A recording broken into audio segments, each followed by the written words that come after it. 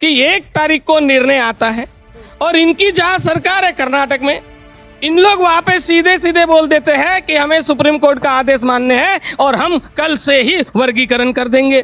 महाराष्ट्र में इनके ये अपोजिट में रहते हैं और महाराष्ट्र में भी जब आदेश निकलता है तो इनके सहमति से ही निकला होगा। ये अखबार जो है, यहाँ का अखबार, ये इस बात को नोटिस भी नहीं कर रहा है कि बीएसपी यहाँ से लड़ रही है और ये कहा जा रहा है कि जो बीएसपी है वो मैनेज होने वाली सीट है, ऐसे कहा जा रहा है। और ये इस तरीके से बनाना चाहते हैं कि कांग्रेस वर्सेस बीजेपी और बीजेपी वर्सेस कांग्रेस। इसका मतलब वो माइंडसेट करते हैं लोगों का कि तीसरा यहाँ पे कोई है नहीं। एक ही रोड को 10-10 बार बनाते हैं, जबकि एक ही बार बनने से वो 10 साल तक तो कम से कम चलना चाहिए था। अरे हम हमारी विचारधारा को बचाने के लिए चुनाव लड़ते हैं। हम कितना वोट लेंगे, इन लोग चाहते ही नहीं कभी कि दलित राजनीति ऊपर आ जाए। इन लोग पहले ही हमारे लोगों को बदनाम करना स्टार्ट कर देते हैं। जब से ये राजस्थान से यहाँ पर काम और धंधे के लिए आए हैं, गुजरात में अपना, राजस्थान से मारवाड़ी समाज के लोग गोंदिया में आए, उन्होंने अपना काम धंधा से जमाया और जमाने के बाद आज वो गोंदिया में उन्होंने कब्जा नीति के रूप में ये लोग तैयारी करके बैठे हैं। ये लोगों को याद करना पड़ेगा पिछला समय, क्योंकि पिछले वक्त ही गोंदिया नंबर 1 हो गया था, तो फिर बाद में गोंदिया नंबर 2 कैसा हो गया और फिर और गोंदिया नंबर 1 के लिए आए हैं। आज हमारी जिला परिषद स्कूलें हैं, पूरे महाराष्ट्र में 14,000 जिला परिषद इन लोगों ने बंद करने का निर्णय ले लिया, जिसमें करीबन 30,000 शिक्षक हमारे बेरोजगार हो जाएंगे। और वो बंद होने का लिस्ट का कारण ये है कि इन लोगों ने जो रूल बनाए हैं वो रूल इस तरीके से है कि जब बच्चे रहेंगे तो उतने टीचर देंगे, जबकि कोई भी स्कूल अगर चालू होती है तो पहले टीचर रहेंगे तो माँ बाप अपने बच्चों को स्कूल में भेजेंगे। तभी मैं हूं इंजीनियर स्नेहा और आप देख रहे हैं नेशनल चौपाल। हम महाराष्ट्र के अंदर हैं। महाराष्ट्र में विधानसभा के चुनाव होने जा रहे हैं और ऐसे में गोंदिया विधानसभा में इस वक्त आपको लेकर आए हैं। गोंदिया विधानसभा में भारतीय जनता पार्टी की तरफ से विनोद अग्रवाल चुनावी मैदान में हैं, कांग्रेस की तरफ से गोपाल अग्रवाल, वहीं बहुजन समाज पार्टी की तरफ से NS मेश्राम सर यहाँ चुनावी मैदान में हैं, जिन्हें नरेंद्र S मेश्राम सर भी कहते हैं। चूँकि वह पेशे से शिक्षक है, इसी वजह से उन्हें सर कहा जाता है। और इसी वक्त जहाँ पर मौजूद है ये बहुजन समाज पार्टी का प्रचार कार्यालय है और अभी पहले प्रचार कार्यालय का आज ही उद्घाटन हुआ है। तमाम महापुरुषों को अभिवादन करते हुए नमन करते। बहुजन समाज पार्टी की यही खासियत है कि यहाँ पर विचारधारा और महापुरुषों को बहुत ज़्यादा महत्व दिया जाता है, जो चीज़ें कहीं पर आपको कांग्रेस भाजपा में नहीं नज़र आती। तो प्रत्याशी से बात करेंगे, जानने की समझने की कोशिश करेंगे। आज चुनावी बिगुल उन्होंने फूंक दिया है ऑफिशियली और अब प्रचार इनका शुरू हो जाएगा। तो ऐसे में क्या महत्वपूर्ण मुद्दों को लेकर आप समाज में जा रहे हैं? तो आज ये चुनावी माहौल चालू हो गया है और हम बहुजन समाज पार्टी की ओर से हमें उम्मीदवारी मिली है। तो हम जो यहाँ पर इस क्षेत्र में देख रहे हैं कि रोड, रास्ते, नाली और ठेकेदारी की सिवा कुछ नहीं दिख रहा है। इन लोगों ने लोगों को बता दिया कि यही तुम्हारा विकास है। आज हमारी जिला परिषद स्कूलें हैं, पूरे महाराष्ट्र में 14,000 जिला परिषद इन लोगों ने बंद करने का निर्णय ले लिया, जिसमें करीबन 30,000 शिक्षक हमारे बेरोजगार हो जाएंगे। और हमारे यहाँ पे लोकल में 250 स्कूलें बंद होने के लिस्ट में हैं। और वो बंद होने का लिस्ट का कारण ये है कि इन लोगों ने जो रूल बनाए हैं वो रूल इस तरीके से है कि जब बच्चे रहेंगे तो उतने टीचर देंगे, जबकि कोई भी स्कूल अगर चालू होती है तो पहले टीचर रहेंगे तो माँ बाप अपने बच्चों को स्कूल में भेजेंगे। तो ये बहुत बड़ी समस्या है। आज भी जहाँ 1 से 7वीं कक्षा है, ऐसे जगह पे 2-2, 3-3 टीचर है और एक टीचर 3-3 कक्षा को पढ़ा रहे हैं। पढ़ाने के साथ साथ उनको दुनिया भर के काम दिए जाते हैं। मुर्गियाँ गिनो तो यहाँ के संडास गिनो, फिर वो जो मर रहे हैं अभी वो शिक्षित है कि नहीं है उनको गिनो और उनको भी सिखाओ। तो ये इस तरीके से यहाँ पे चल रहा है, जिसमें शिक्षा को पूरी तरीके से बर्बाद कर दिया जा रहा है। तो ये अभी आपको लेकर ये अखबार जो है, यहाँ का अखबार, ये इस बात को नोटिस भी नहीं कर रहा है कि बीएसपी यहाँ से लड़ रही है और ये कहा जा रहा है कि जो बीएसपी है वो मैनेज होने वाली सीट है, ऐसे कहा जा रहा है। यहाँ तो मैंने जब फॉर्म भरा तो उस दिन मेरे ख्याल से 23 फॉर्म भरे गए थे और उस 23 फॉर्म में इन लोग जो मीडिया को खबर देते हैं रोज की कितने फॉर्म भरे गए हैं, तो मैंने एक लोकमत पेपर देखा था, वहाँ पे लिस्ट में 17 नाम छापे गए थे, जिसमें बीएसपी का अभी तक नाम ही नहीं आया किसी पेपर में कि बीएसपी का कोई कैंडिडेट है। क्योंकि जब यहाँ पे फॉर्म भरे जाते हैं, जहाँ हमने प्रशासकीय भवन में फॉर्म भरे हैं, इसका मतलब वो पत्रकार पूरी लिस्ट लेते हैं, और पूरी अगर लिस्ट लेते हैं, ये दिखाना ही नहीं चाहते कि यहाँ पे बहुजन समाज से कोई व्यक्ति चुनाव लड़ रहा है,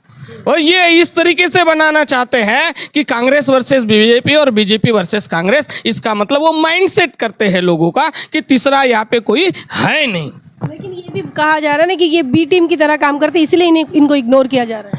अब अगर हमको बी टीम बोला जाए, तो मैं कांग्रेस को अभी लोकसभा का जो चुनाव हुआ और उनको एमपी में एक भी सीट नहीं मिली, तो अब वो किसकी बी टीम होगी, है ना। एक भी सीट नहीं मिली, इतना संविधान दिखा दिखा के अब वो भी तो हुई बी टीम, है ना। अब ये खुद ही बी टीम बोलते हैं, खुद ही टैग लगाते हैं। अरे हम हमारी विचारधारा को बचाने के लिए चुनाव लड़ते हैं, हम कितना वोट लेंगे। इन लोग चाहते ही नहीं कभी कि दलित राजनीति ऊपर आ जाए।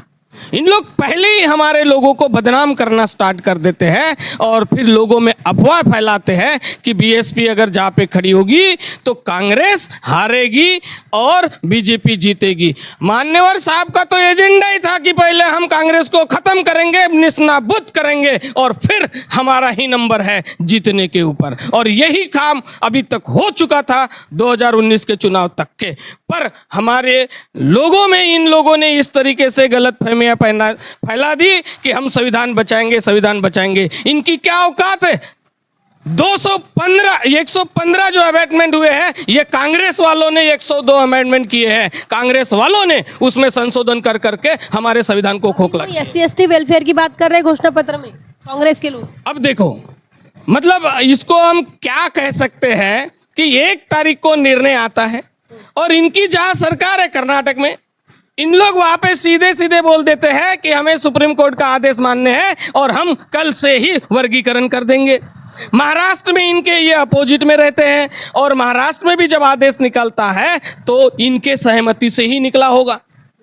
अब जब इनके सहमति से ही आदेश निकला हुआ है, इसका मतलब इनकी सहमति है। ये ऊपर से दिखाते हैं कि हम संविधान की रक्षा करेंगे, और अंदर से इन लोग संविधान को तोड़ने पे लगे हुए हैं। और यही है इनकी असली मंसूबे।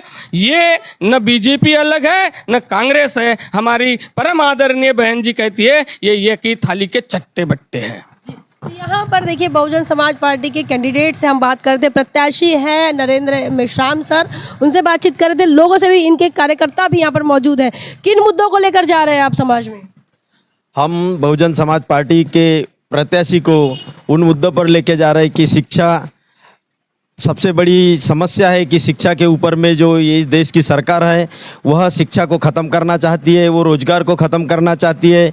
यहाँ पर काफ़ी बेरोजगार है, यहाँ पर रोज़गार के कोई साधन नहीं है। तो हम शिक्षा रोज़गार को लेकर के जनता के बीच में जाकर के बहुजन समाज पार्टी के प्रत्याशी को भारी मतों से चुनाव चुनकर लाने की हम सभी पुरजोर अपील करते हैं। देखिए, 2 विधायक हैं आपके मतलब सामने में, जिनका सामना करना है।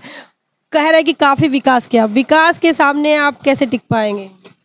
विकास के नाम पर इस देश में जनता का जो पैसा है, जो टैक्स के रूप में जमा होता है, उस टैक्स के पैसे को इन लोग बर्बाद कर रहे हैं। एक ही रोड को 10-10 बार बनाते हैं, जबकि एक ही बार बनने से वो 10 साल तक तो कम से कम चलना चाहिए था। जो रोड अभी बने हैं, हम देख रहे हैं कि 3 महीने पहले बने और आज उखड़ गए हैं। तो इस तरह से जनता के पैसे को इन लोग बर्बादी की तरफ लेके जा रहे हैं। विकास नहीं किया। विकास क्या कहेंगे, पैसा जब बर्बादी हो रहा तो विकास कहाँ से होगा। जो पब्लिक को शिक्षा, स्वास्थ्य और रोजगार मिलने चाहिए थे, वो आज तक नहीं मिले हैं। आज तक जो कांग्रेस की सरकार रही है, न उसने बराबर शिक्षा, स्वास्थ्य और रोजगार दिए। और अभी अभी जो सरकार चल रही है, वो भी, उनका भी ध्यान जो है, वो जो मेन मुद्दे हैं शिक्षा, स्वास्थ्य और रोजगार, इधर न होते हुए बस थोड़े बहुत काम कर दिए, रोड बना दिए, ये बना दिए बोल करके, जो मूल मुद्दों से पूरे पब्लिक को भड़काया जा रहा है। क्या बताएंगे किन मुद्दों को लेकर चुनावी मैदान में जा रहे हैं? बहुजन समाज पार्टी के सुशिक्षित और कर्मठ नेता के रूप में माननीय नरेंद्र जी मेश्राम सर यहाँ मैदान में उतरे हैं। बहुजन समाज पार्टी ये वैसे तो मिशन की बात करती है और आंदोलन में सबसे ज़्यादा अग्रणी भूमिका बहुजन समाज पार्टी निभाती है। गोंदिया विधानसभा का मामला ऐसा है कि 2 अग्रवाल लड़ रहे हैं चुनाव में। एक विदेश से आया है और एक अपना गांव छोड़कर आया है दूसरे गांव में लड़ने के लिए। और इन्होंने जब से ये राजस्थान से यहाँ पर काम और धंधे के लिए आए हैं, गुजरात में अपना राजस्थान से मारवाड़ी समाज के लोग गोंदिया में आए, उन्होंने अपना काम धंधा से जमाया और जमाने के बाद आज वो गोंदिया में उन्होंने कब्जा नीति के रूप में ये लोग तैयारी करके बैठे हैं। कह रहे हैं कि हमने विकास किया है। विकास का मुद्दा ऐसा है कि रास्ता, रोड, नाली, क्या क्या आमदार बता रहे अपने? जनता के आमदार, रोड, रास्ता, नाली विकास नहीं होता। वो वार्ड के मेंबर चुना जाता है, वार्ड का मेंबर वार्ड का रास्ता बनाता है, जिला परिषद का मेंबर जिला परिषद, क्षेत्र पंचायत समिति और ग्राम पंचायत ये रोड, नाली, रास्ते के लिए बनाए जाते हैं। आमदार का चुनाव जो है, मेंबर ऑफ लेजिस्लेटिव असेंबली का काम मुंबई में जाकर गोंदिया की जो समस्या है उसको उठाने का काम वो मुंबई में करेंगे, कानून बनाएंगे, शिक्षा बनाएंगे। अभी इनके ही क्षेत्र में अगर विकास हो जाता तो शिक्षा में कहाँ विकास है, स्वास्थ्य में कहाँ विकास है। केटीएस में गांव के लोग आते हैं बेचारे, वहाँ पर मर रहे हैं, डिलीवरी के लिए बाई आती है। वाचनालय बनाए, बांधकाम किया, बोले चावड़ी बनाई, सभा मंडप बनाया, मंदिर बनाया, बुद्ध विहार बनाया, पुस्तकालय दिए, सभा मंडप बना, तो पानी दे रहे हैं। शुद्ध पानी में तो पानी नहीं है। अभी दिवाली का समय था, इन्होंने टंकियां लगाई, टंकी में पानी नहीं है, बोरवेल। हम लोग आज जो चुनाव मैदान में है, हम इस बात के लिए है कि यहाँ पर जब से 70 सालों से यहाँ पर लोकतंत्र लागू हुआ, तब से इस देश में बहुजनों को ये जो पैसे वाले हैं ये बेवकूफ़ बनाते हुए आ रहे हैं। तो हम लोग बहुजन समाज की आंखें खोलने के लिए चुनाव मैदान में हैं। भाजपा कांग्रेस बहुत मजबूत बता रहे हैं यहाँ पर।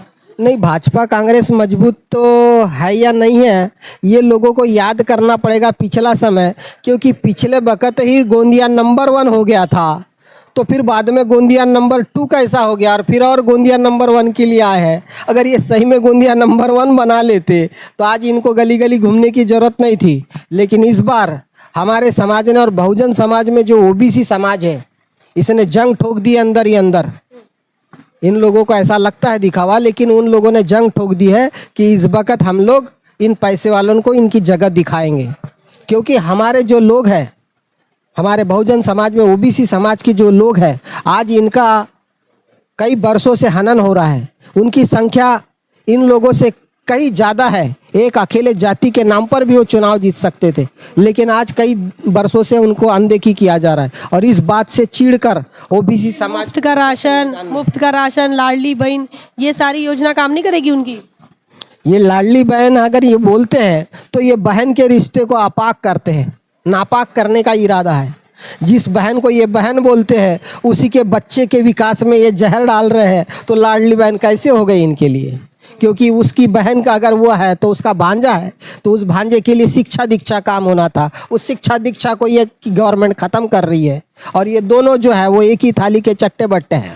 राशन तो दे रहे हैं लेकिन लोगों को। हाँ, तो बढ़िया बात है ना, राशन दे रहे हैं ना, और राशन मुफ्त की क्या जरूरत है? हाँ, तो मुझे बताइए, आपके घर में सवेरे सवेरे भिखारी आता होगा, उसको भी तो राशन देते हैं, तो उसको क्या बोलेंगे आप? उसका भी विकास हो रहा है, उसको भी राशन मिल रहा है ना। यानी हमको भिखारी के लाइन में खड़ा कर दिया ना इन्होंने। हमको भिखारी नहीं बनना है, हमको ऐसा रोजगार चाहिए कि ये 2 रुपये किलो के चावल नहीं तो हम लोग 100 रुपये के चावल और 200 रुपये की नहीं 500 रुपये की साड़ी ले सके अपने माँ बहनों को। उस लायक का हमारा यहाँ पर कारोबार होना चाहिए, काम होना चाहिए, रोजगार होना चाहिए। हमको राहुल गांधी बजा रहे हैं। राहुल गांधी, ये जो राहुल गांधी है, कांग्रेस के जो उम्मीदवार है वो इस बात का क्रेडिट भी ले रहे कि हमने बचाया। अगर वो बचाया होता तो जहाँ जहाँ कांग्रेस की सरकार है वहाँ पर वर्गीकरण का मुद्दा वहाँ की गवर्नमेंट ने लागू कर लिया। तो ये बात तो लोगों को समझना चाहिए, और हमारे समाज में जो लोग हैं उनको तो अक्सर ये बात समझना चाहिए। और वो अपने आप को अम्बेडकरवादी समझते हैं, तो मैं समझता हूँ ये 14 अप्रैल को नचने वाला जो समाज है ये अपने आप को अम्बेडकरवादी बोलता है, तो इसने अगर अम्बेडकरवाद की दिशा में नहीं चला तो घर में बाबा साहब की जो फोटो है वो नहीं रखनी चाहिए, वो हमको दे देना चाहिए, हम लेके चले जाएंगे। भाई क्या बताएंगे बहुजन समाज पार्टी को वोट क्यों देना है?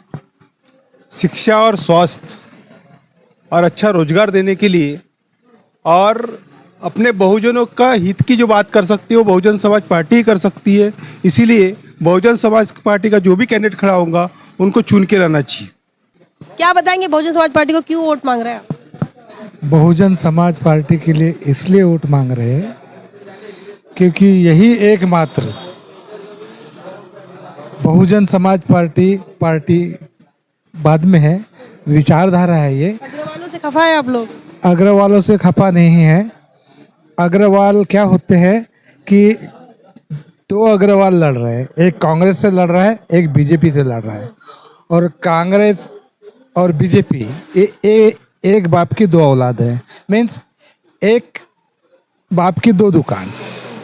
तो ये कोई गोपाल अग्रवाल जीत जाए तो भी चलता है उनको, और इधर विनोद अग्रवाल जीत जाए तो भी चलता है उनको। बीएसपी वालों को नहीं चल रहा है। लेकिन बीएसपी लोगों के दिलो दिमाग में जो फिट है आज के हालात में कि इन अग्रवालों को हम कैसे रास्ते से साइड करें और बहुजन समाज पार्टी के हाथी को कैसे चुन के लाए, ये पूरी मंशा मतलब बहुजन समाज ने अपने दिमाग में फिट करके रखी है। क्या बताएंगे? महिलाएं यहाँ पर मौजूद हैं, इनसे बातचीत करेंगे। किन मुद्दों को लेकर जा रही हैं समाज में? सबसे पहले तो सभी को जय भीम। अब रही बात मुद्दों की, तो हमारे लिए ऐसा स्पेशल कोई जाहिरनामा है नहीं, क्योंकि हम अगर हमारी सरकार आती है तो हमारा सीधा सीधा कहना है कि संविधान ही हमारा जो है वो जाहिरनामा होगा। तो जैसे देखा जा रहा है कि जो भी चीज़ें संविधान में दी गई है तो वो बहुजनों के हितों के लिए दी गई है, और उसी संविधान में संशोधन जो किया जा रहा है जिससे कि बहुजनों के साथ में बहुत अन्याय अत्याचार हो रहे हैं। जैसे अभी उदाहरण के लिए हम लोग लेते हैं कि लोकसभा में संविधान बचाओ का मुद्दा बहुत आगे आया, उसके बाद में लोगों ने चुन चुन के कांग्रेस को वोट दिया, बहुत बड़े पैमाने पे कांग्रेस को वोट दिया, कुछ जगह पे उनकी सरकारें भी आई। उसके जस्ट 8 दिन के बाद अगर हम देखते हैं नतीजों की बात करते हैं, 8 दिनों के बाद तुरंत ही जब आरक्षण में वर्गीकरण का मुद्दा आया तो उस मुद्दे में उन्होंने जो है वो समर्थन दिया। अगर संविधान बचाने वाले संविधान खत्म करने की बात करते हैं तो ये जुमलेबाजी नहीं तो और क्या है। लाडली बहन भी आपको मिल रहा है, गैस के सिलेंडर मुफ्त मिल रहे हैं, राशन मिल रहा है, फिर भी आप बहुजन समाज पार्टी की बात कर रहे हैं, मतलब खासकर महिलाएं। देखिए, लाडली बहन का जो विषय है वो मिल रहा है, कब तक मिलेगा, मिलेगा नहीं मिलेगा, किस पैमाने में मिलेगा, इसका कुछ भी क्या बोल सकते, कोई गारंटी नहीं है। दूसरी बात है कि लाडली बहन हमारा ही पैसा हमको लूट के दिया जा रहा है। आज से कुछ सालों पहले जो सिलेंडर हमको 400 में मिलता था उसको 1000 रुपये कर दिया गया, उसके बाद में हमको सब्सिडी का लॉलीपॉप दिया गया।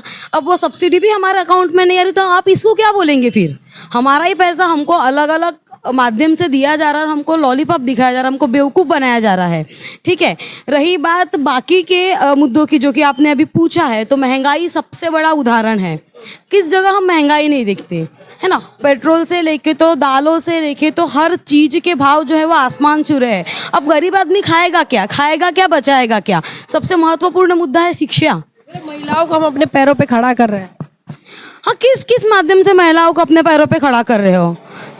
जहाँ बात रही शिक्षा की, अगर आप महिलाओं को शिक्षित कर रहे हो, महिलाओं को शिक्षा दे रहे हो और उसके बाद में जो है वो महिलाएं पढ़ लिख के कुछ बन जाए, तो आपने नौकरियां खत्म कर दी है, आपने 28 की टिकट आदि करके, उससे कोई फर्क नहीं पड़ता है। देखिए, बस से कितने लोग जाते हैं आजकल, लोग इतने बिजी हो गए अपनी ज़िंदगी में कि उनको इंतजार करना पसंद नहीं है, वो खुद के वाहनों से जाते हैं। अब बस की टिकट आदि करके क्या करोगे? आपने पेट्रोल के भाव 3 गुना बढ़ा दिए हो।